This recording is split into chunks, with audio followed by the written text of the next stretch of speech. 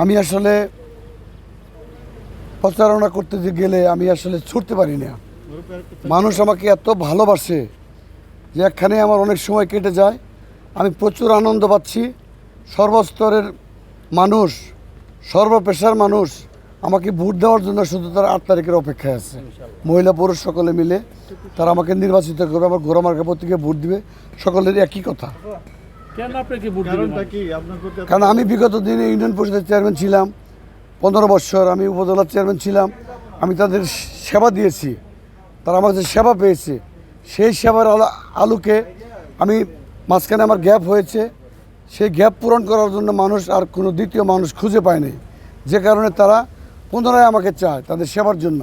যে কারণে আমি দলমত নির্বিশেষে এই গণতন্ত্র উত্তরণের লক্ষ্যে মাননীয় প্রধানমন্ত্রীর যে প্রতিশ্রুতি, সেই প্রতিশ্রুতির প্রতি শ্রদ্ধা জ্ঞাপন করে আমি এই নির্বাচনে অংশগ্রহণ করেছি আপামর জনসাধারণের অনুরোধে।